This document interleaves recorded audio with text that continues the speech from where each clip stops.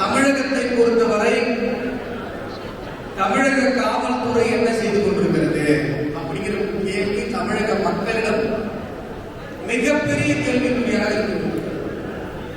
3 தினங்களுக்கு முன்பாக இப்பொழுதைய முதலமைச்சருடைய தந்தை கருணாநிதி அவர்களுடைய பாதுகாவலராக இருந்த முன்னாள் காவல் அதிகாரி ஒரு இஸ்லாமியர் ஜாகிர் ஹுசேன் அவர்கள் பட்ட பகலில் நடு ரோட்டில் வெட்டி கொல்லப்படுகிறார். அடுத்த நாள் தேசிய நெடுஞ்சாலையில் ஒரு குடும்பம் காரில் பயணித்துக் கொண்டிருக்கும் பொழுது நூற்றுக்கணக்கான பேர் வாகனங்களில் சென்று கொண்டிருக்கிற இந்த சாலையில் ஜான் என்பவர் வெட்டி கொல்லப்படுகிறார். மக்களுக்கு ஒரே சந்தேகம், இவ்வளவு பட்ட பகல்ல படுகொலைகள் நடக்குது, இவ்வளவு சட்டம் ஒழுங்கு சீர்குலைவுகள் இருக்கிறது, போதைப் பொருள் பரவல் எல்லா இடங்களிலும் தலைவிரித்து ஆடிக்கொண்டிருக்கிறது, பெண்களுக்கு பாதுகாப்பு இல்லாத ஒரு சூழ்நிலை இருந்து கொண்டிருக்கிறது. இத்தனை பிரச்சனைகளையும் வைத்துக் கொண்டு தமிழக காவல்துறை என்ன செய்து கொண்டிருக்கிறது? பிஜேபி வீட்டு வாசல்ல நின்று காவல் காத்துக் கொண்டிருக்கிறது.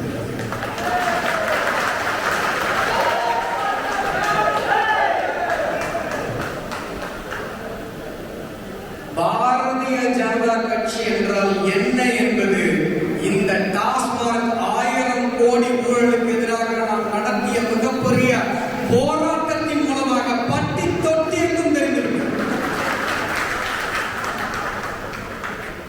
ஒரு போராட்டத்தை பாரதிய ஜனதா கட்சி அறிவிக்கிறது. அனுமதி தரமாட்டேன் என்கிறது தமிழகத்தினுடைய காவல்துறை, திமுகவினுடைய ஏவல்துறை.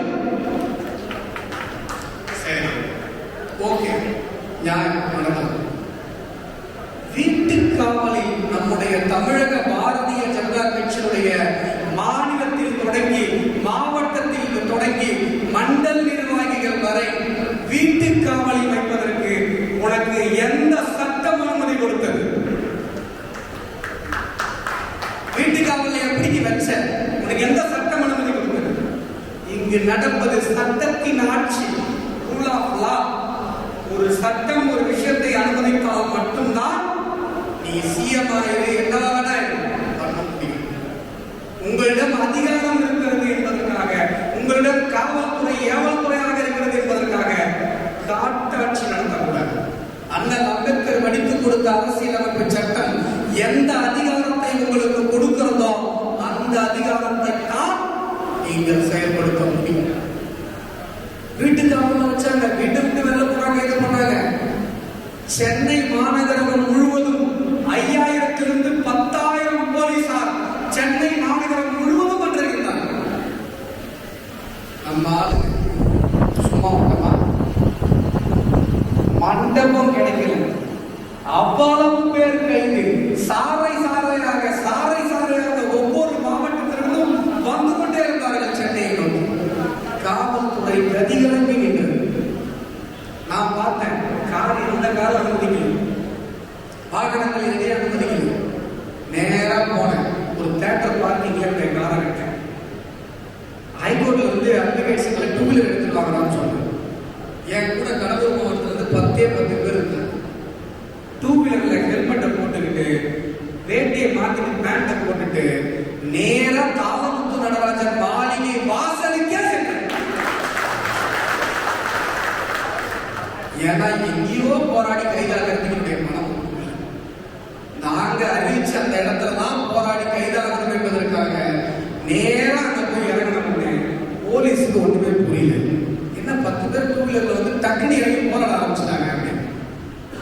அந்த பக்கத்து ஒரு 100 போலீஸ், அந்த ஒரு 500 போலீஸ் அந்த வாசல்ல நிக்குது. இந்த பக்கம் இருந்து வராங்க. இதுல விஷயம் என்னன்னா, நாங்கள் போராட்டம் நடத்தினோம். காவல்துறை சற்றும் எதிர்பாராத நேரத்தில் அந்த இடத்தில் போராட்டம் நடந்ததுனால எங்களை கைது பண்றதுக்கு பஸ் வர்றதுக்கு 15 நிமிஷம் ஆயிடுச்சு.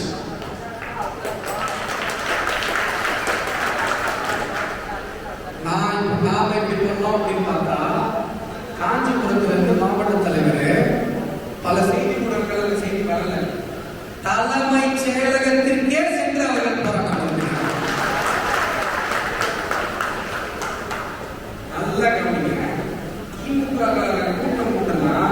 சேர்ல உட்கார்றதுக்கு ஆள் வர மாட்டேங்குது.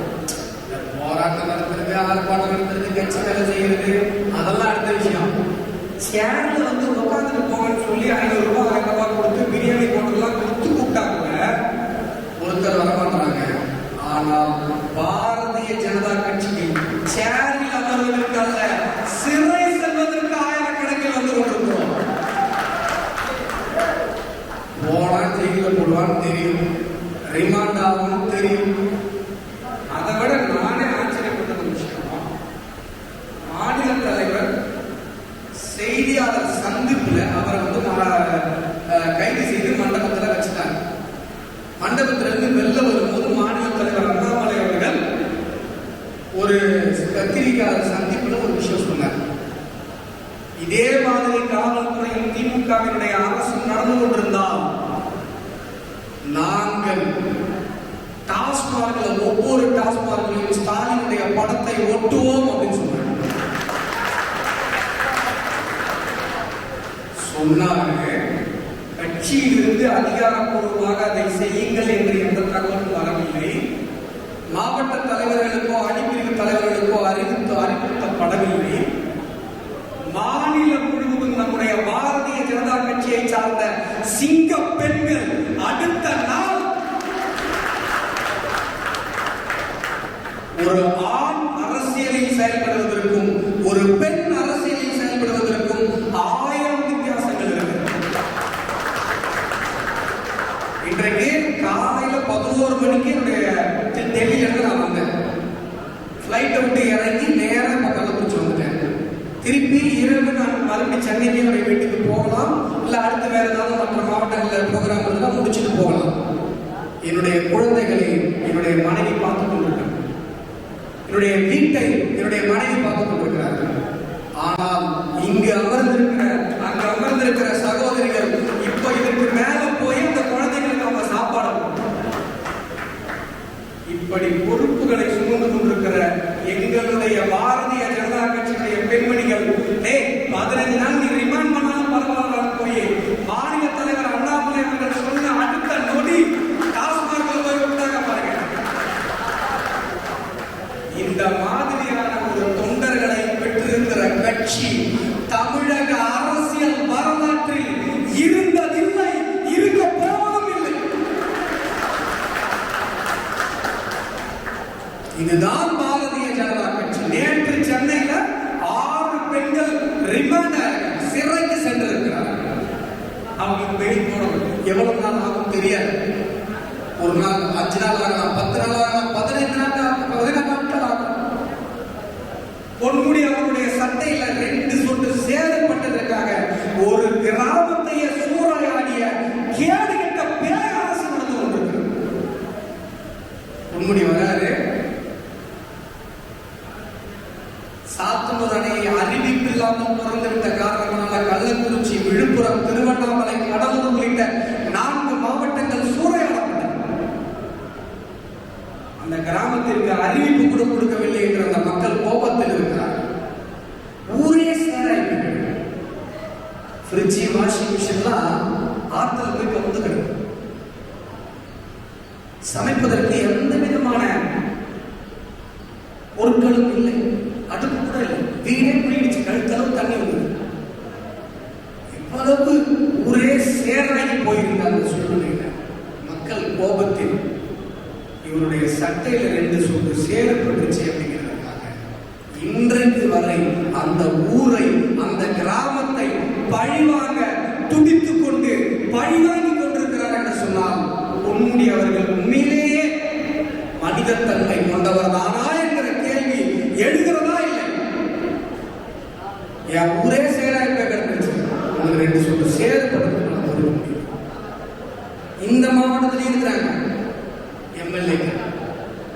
இந்த பக்கம் உயர்ந்தியம், அந்த பக்கம் ஒருத்தர் இருக்கிறார் வசந்தம் கார்த்திகை.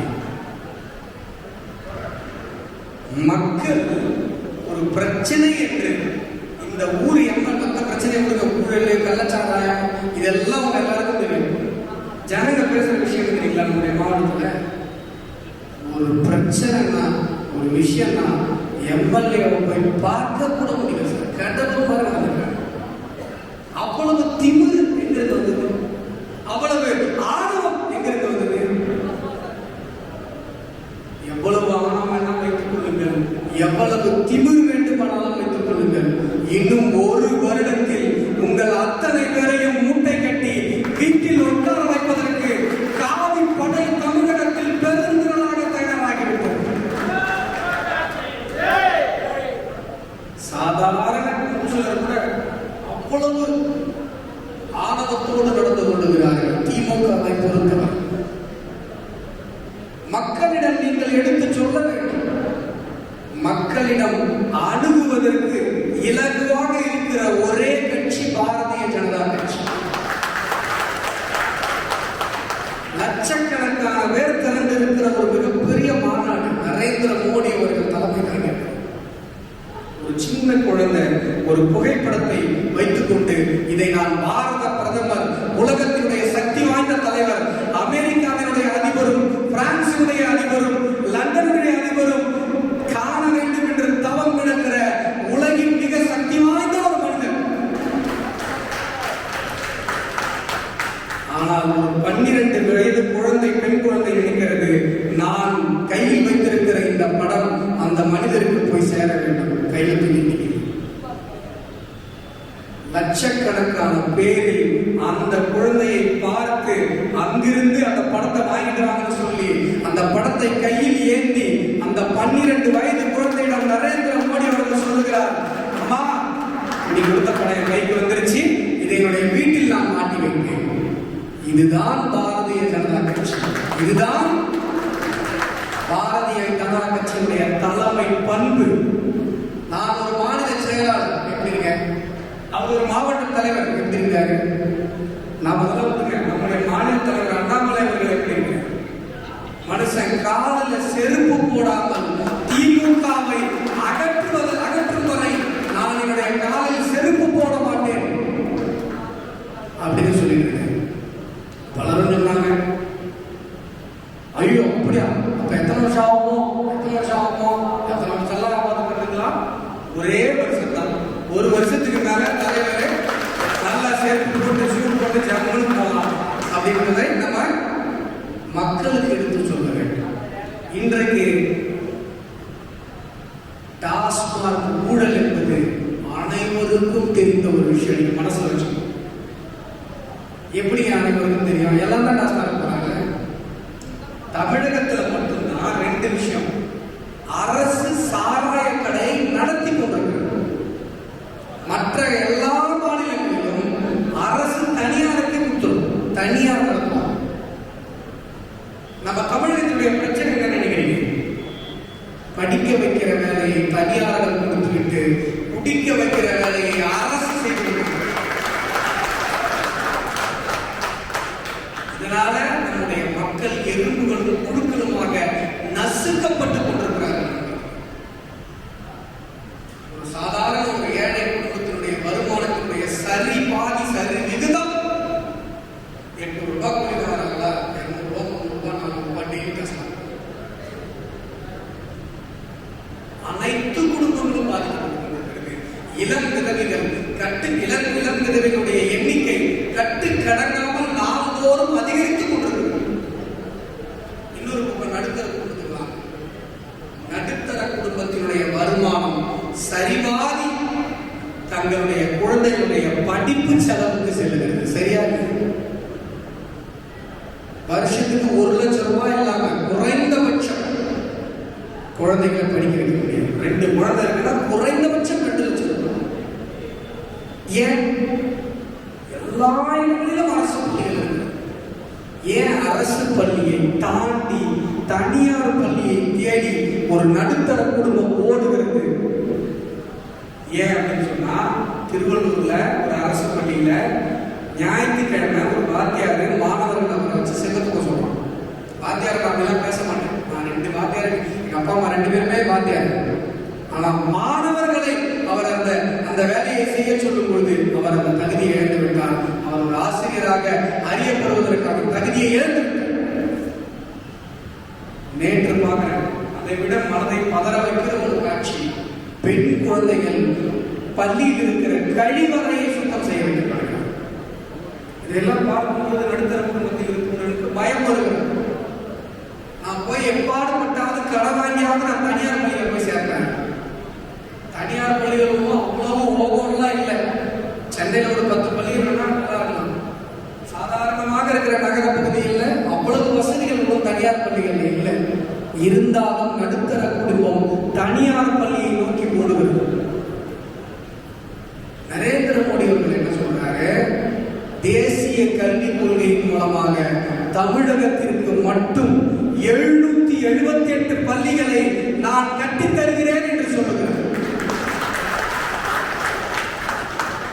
அந்த பள்ளிகளுடைய தரம் நம்ம சொல்ற இந்த தனியார் பள்ளிகளுடைய தரத்தை விட 10 மடங்கு அதிகமாக இருக்கும். திமுக நடத்துற சன்ஷைன் ஸ்கூல், விஜய் என் மைண்ட் வேற தலைவர் சொல்லிச்சு, நடிகர் விஜய் அவர் நடத்துற விஜய் வித்யாலயா, திருமாவளவன் நடத்தி கொண்டிருக்கிற பூஸ்கா, இந்த மாதிரியான தனியார் பள்ளிகளை விட 10 மடங்கு இன்ஃப்ராஸ்ட்ரக்சர், இன்ஸ்ட்ரக்ஷனல் ஸ்ட்ரக்சர், படிப்பு மற்றும் கட்டிடங்கள் வசதி, smart classroom, AI based learning, activity based learning, தங்க வைத்து உணவு கொடுத்து படிக்க வைக்கிற ரெசிடென்ஸ் வசதி என்று அனைத்து வசதிகளையும் கொடுத்து 778 பள்ளிகளை தமிழகத்தில் நான் கட்டித் தருகிறேன் என்று நம்முடைய தலைவர் நரேந்திர மோடி அவர்கள் கூறுகிறார். ஆனால் திமுக அதை எதிர்க்கிறது. ஏன் எதிர்க்குது? ஏன்னா பிரைவேட் ஸ்கூல்ல நடத்துறவங்கல்ல 60-70% திமுக வருமானம் பாதிக்கப்படும் என்பதற்காக நம்முடைய மக்களுக்கு கிடைக்கிற நல்ல திட்டத்தை திமுக எதிர்த்து கொண்டிருக்கிறது. முதல்ல இந்தி எதிர்ப்பு அப்படின்னா சரியா, இந்தி திரும்ப நாங்க எதிர்க்கிறோம். அதுல நீங்க வேண்டியதானே? ஏன்னா மும்மொழி கொள்கையில, தேசிய கல்விக் கொள்கையில இந்தி திணிக்கப்படவே இல்லை. உடனே என்ன பண்றாங்க? மும்மொழி அப்படின்னு. மும்மொழி மூன்றாவதாக ஒரு மொழியை எதிர்க்க வேண்டிய அவசியம் என்ன வந்தது? தமிழகத்துல தெலுங்கு பேசுகிற பெருமக்கள் நிறைய பேர் இருக்காங்க, கன்னடம் பேசுகிற பெருமக்கள் நிறைய பேர் இருக்காங்க, மலையாளம் பேசுபவர்கள் நிறைய பேர் இருக்கிறாங்க. இவர்களுடைய நீண்ட நாள் கோரிக்கை இந்த 3 மொழிகளை ஒரு மொழியாக படிப்பதற்கான வாய்ப்பை எங்கள் குழந்தைகளுக்கு தாருங்கன்னு கேட்கிறாங்க. பல கோடி, பல லட்சக்கணக்கான மக்களுடைய கோரிக்கை அதில் நிறைவேற போகுது. அதுல என்ன பிரச்சனை? இதை நீங்கள் மக்களிடம் எடுத்து ஒன்று, நம்முடைய நடுத்தர குடும்பத்தினுடைய வாழ்நாள் வருமானம் நம்முடைய குழந்தைகளை படிக்க வைப்பதற்கு செல்லுகிறது. அதற்கு நமக்கு கிடைத்திருக்கிற ஒரு மிகப்பெரிய வரப்பிரசாதம் தேசிய கல்விக் கொள்கை. 10 வருஷத்துல ஒரு நடுத்தர குடும்பம் வீடு கட்டணும்னு சொன்னா 5 வருஷத்துல இதே வீடு கட்டுமா? கட்டுமா கட்டாத? கட்டுமா கட்டாத? அதை நீங்கள் மக்களிடம் வீடு வீடாக எடுத்து செல்லுங்கள். அதை போல இன்னொரு விஷயத்தை நீங்கள் எடுத்து செல்ல வேண்டும். தமிழக மாணவர்கள் தமிழ் படிப்பதற்கு கிடைத்திருக்கிற கடைசி வாய்ப்பு தேசிய கல்விக் கொள்கை. நீங்க தனியார் பள்ளிகள்ல படிக்கிற 10 குழந்தைகள்ல 5 குழந்தைகளுக்கு தமிழ் எழுத படிக்க தெரிவதில்லை. தமிழ் ஒரு மொழியாக கூட எடுக்க வேண்டிய அவசியம் தமிழகத்தில் இல்லை. இன்றைக்கு தேசிய கல்விக் கொள்கையில் தமிழகத்தில் படிக்கிற அத்துணை மாணவர்களும் தமிழை படித்தாக வேண்டும் என்கிற சூழ்நிலையை நம்முடைய மாபெரும் தலைவர் நரேந்திர மோடி அவர்கள் ஏற்படுத்தியிருக்கிறார். தமிழ் இனி மெல்லச் சாகும் என்று ஒரு பாடலில் பாரதி மகாகவி குறிப்பிட்டதை போல மெல்லச் செத்துக் கொண்டிருக்கிற தமிழை காப்பாற்றுவதற்கு தமிழர்களாகி நமக்கு கிடைத்திருக்கிற கடைசி வாய்ப்பு தேசிய கல்விக் கொள்கை என்பதை வீடு வீடாக எடுத்துச் செல்ல வேண்டிய கட்டாயத்தில் நாம் இருந்திருக்கிறோம். பாரதிய ஜனதா கட்சி ஒரு விஷயத்தை முன்னெடுத்தால் அது எப்படி புயலாக தீயாக இருக்கும் என்பதை நாம் திமுக உள்ளிட்ட கட்சிகளுக்கு புரிய வைத்திருக்கிறோம். இன்றைக்கு டாஸ்மாக் விஷயத்துல இந்த ஒரு விஷயத்தை சொல்லி நான் முடிச்சுக்கிறேன். இந்த டாஸ்மாக் விஷயத்துல நீங்க போய் யாருக்கு டாஸ்மாக் பத்தி சொல்லி புரியணும்னு அவசியம் இல்லை. ஏன்னா எல்லாருக்கும் தெரியும் 10 ரூபா அதிகமாக வாங்கலாம் அப்படின்னு. தெரியுமா?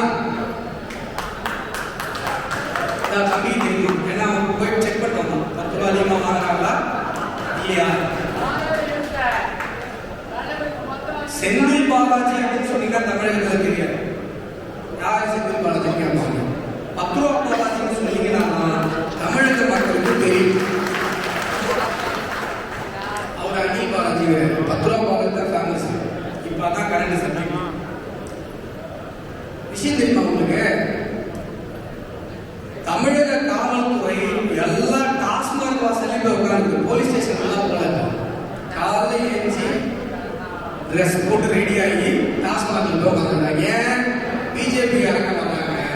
அரியலூர் மாவட்டத்திலாம் சட்டம் விட்டாங்க, டாஸ்மாக் சட்டம் விட்டாங்க. அந்த மாவட்ட தலைவர் புவனேஸ்வரி அவர்களை கைது பண்ணாங்க. இன்றைக்கு நமக்கு ஒரே வருமானம் டாஸ்மாக் தான். இதுல சாராயத்துக்கு சம்பாதிச்சு அதுல ஒரு 55,000 கோடி சம்பாதிச்சுதாங்க எங்க பொழப்பு ஓடிட்டு இருக்கு. அந்த பொழப்பு கெடுத்துறாதீங்க அப்படின்னு சொல்லி ஒட்டுமொத்த காவல்துறையையும் டாஸ்மாக் வாசலில் நிறுத்தி இருக்கிறது இந்த திராவிட மாடல் அரசு. விஷயம் தெரியுமா? போன எலெக்ஷன்ல ஸ்டாலின் தான் வராரு, விடியல் தர போறாரு பாட்டு போட்டாங்க. இந்த வருஷம் என்ன பாட்டு போட போறாங்க நான் அதை கண்டுபிடிச்சேன். நான் உள்ள ஸ்பை வச்சிருக்கேன். அவங்க சொன்னாங்க, சார் 2026 சட்டசபை தேர்தலை பொறுத்தவரை நாங்கள் திமுக ஒரு பாட்டை தேர்வு செய்திருக்கிறோம். அந்த பாடலை பாடுறாங்க. என்ன பாட்டு?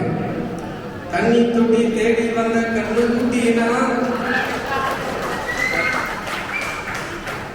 தண்ணி தொட்டி தேடி வந்த கண்ணு குட்டினா ஒரு சூரியன் வழிக்கு சேர்த்து விழுந்தது மாமி. கண்ணை கட்டி காட்டுல விட்டா சாமி. சாராயத்தை ஊத்து ஜல்ல சாப்பிட்டு, சாராயத்தை ஊத்து ஜல்ல சாப்பிட்டு. இந்த பாட்டை பாடிட்டு தான் 2026 தேர்தலில் திமுக ஓட்டு கேட்டு வரப்போம். அந்த சூழ்நிலையில் தான் இன்றைக்கு திராவிட முன்னேற்ற கழகம் என்கிற மக்கள் விரோத, தமிழர் விரோத கட்சி இருந்து கொண்டிருக்கிறது. மக்கள் திமுகவை துரத்தி அடிப்பதற்கு மனதளவில் தயாராக இருக்கிறார்கள். மக்களிடம் உங்களுக்கு இருக்கிற நம்பிக்கை நாயகர் நரேந்திர மோடி, உங்களுக்கு இருக்கிற நம்பிக்கைக்குரிய கட்சி பாரதிய ஜனதா கட்சி என்பதை எடுத்துக்கொள்ள வேண்டிய கட்டாயத்தில் நாம் இருந்து கொண்டிருக்கிறோம்.